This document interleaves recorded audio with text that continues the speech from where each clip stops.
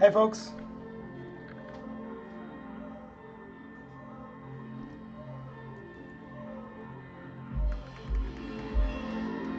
Getting it started here, folks, with the next lecture. All right. Kind of feel a little weird with some animal collective this morning, all right? Okay. Let's get it going. Okay, so I just want to review these learning goals that I went through in the last video. So I noted that there is a lot of learning goals in this section. This is a pretty massive section. That's why it's over the course of 2 weeks. Okay. So let's see here. Find my highlighter. Okay. So we talked about learning goals 1 through 4 in those first 2 lectures I recorded on this section.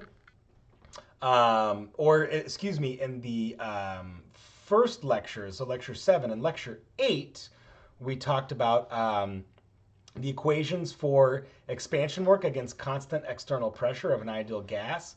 So remember, it's just P delta V, right? Work is negative P delta V for expansion work against constant external pressure, which is the exact same as irreversible expansion, right? Okay, so know the equation. So that's the differential form of reversible expansion of an ideal or van der Waals gas.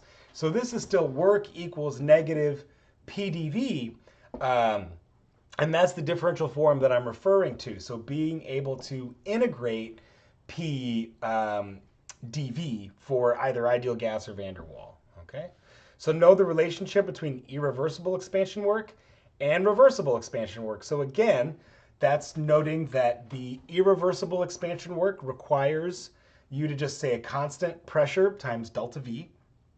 But the irreversible expansion work requires you to solve that integral.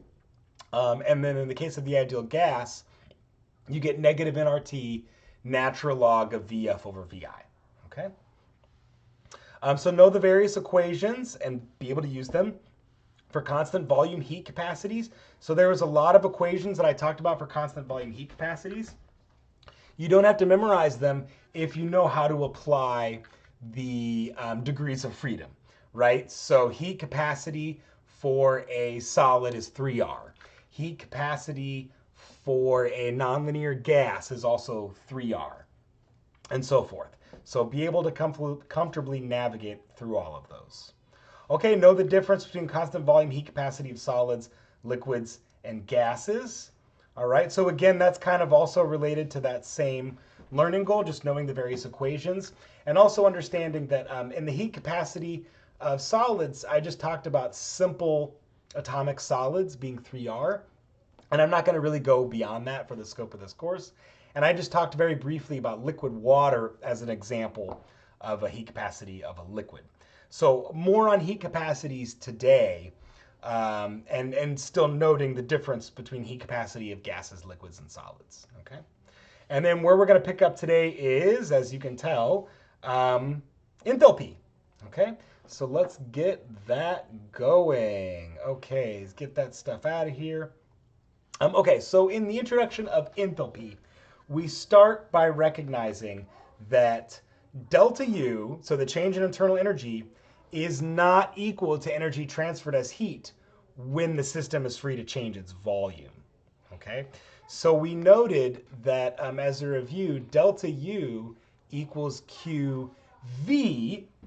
So when the system has constant volume, the change in energy is just equal to heat, right? So we always know the first law is Q plus W, but when the system is constant volume, that goes to 0. However, when the system is free to change its volume, delta U is not equal to this energy transferred as heat. So we have to use enthalpy. And we note that enthalpy is a capital letter state function. Okay, so what I'm going to prove to you now is that dH equals dQ at constant P for infinitesimally small changes, or for measurable changes, delta H equals QP. So that's the constant pressure heat. Okay? So I'm going to do a derivation to prove that. All right? And so what we're going to do is impose that we can tend H from H to DH, and U can go from U to DU. So this is just setting up that we can talk about all of our variables and their infinitesimally small changes. Okay, so that should be a dV. Okay, so this is just now going to allow me to expand this equation into the following. H plus dH, and by the way, this is the definition of enthalpy. I think I missed that. So when the system is free to change its volume, enthalpy is the internal energy plus an additional work term, right? We recognize P times V gives us work, okay? So now I'm going to expand this relationship to include the infinitesimally small changes of each variable, okay? So H plus dH equals U plus du plus P dP times V dV, okay? And so now, when I go ahead and expand on that, I've got H plus dH, U plus du, and now I have to FOIL this thing, okay? And by the way, I expect that this was probably not an obvious step to make, all right, not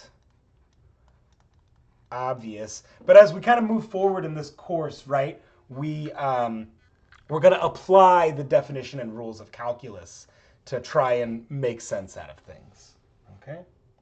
So this is like an instructor assist here. So if I go and FOIL this, right, first, okay, gives me PV. Outside gives me PdV.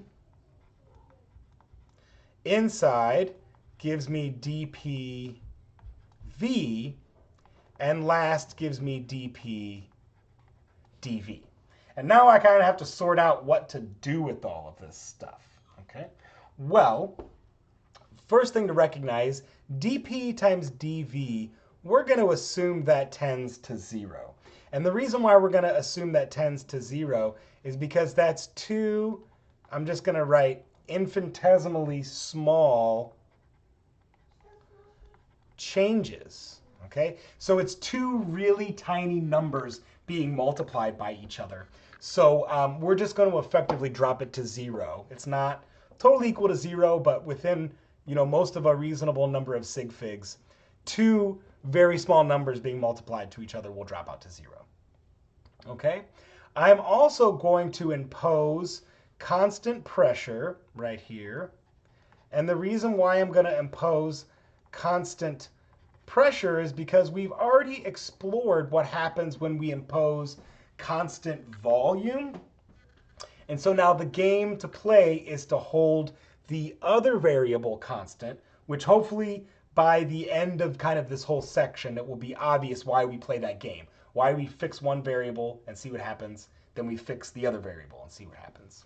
So when I impose constant pressure, that means I think I wrote something, so I've got, okay, let me check my terms. I just realized I think I did something wrong. PV plus PdV plus, oh, okay, I see what I did wrong here. Maybe some of you caught that. So that term should have been VdP. So first outside, inside. So that inside term should have been VdP. And because I'm imposing constant pressure, I'm also going to say that dP drops that term out to 0. And so what I'm left with is the following. And I should recognize that U plus PV, okay, this one and this one, U plus PV is just H. Beautiful. Okay, so let's take that up to this side. And now, of course, what I can do is cancel H, and then, of course, the U and the PV, right, all canceled out. So now I have dH equals du. So du plus P dV. Okay, great. And so now from here, I always have to remember the first law and any other relationships that I know. So for example, I know that du is equal to dq plus dw. But I also know that work equals negative pdv. Okay, so substituting then that in, dw equals negative pdv, right? The differential form, okay? So then now substituting all that, I can say dh equals dq, and then I recognize that dw here was negative pdv, but then I have a positive pdv, so that all cancels, and what I'm left with simply is dh equals dq, and of course I'll put a little p there to indicate that that was constant pressure. Okay, so not obvious that enthalpy will equal the constant pressure heat delivered, but we get that from doing this derivation. Okay, and so now I like to kind of refer to these as the twins. Okay, so let me change color and let's talk about what I mean by the twins. So we know that du, change in internal energy, must be equal to dq at constant volume, and dh equals dq delivered at constant pressure. Okay, so these are nice relationships to know, the twins, okay? Enthalpy and energy.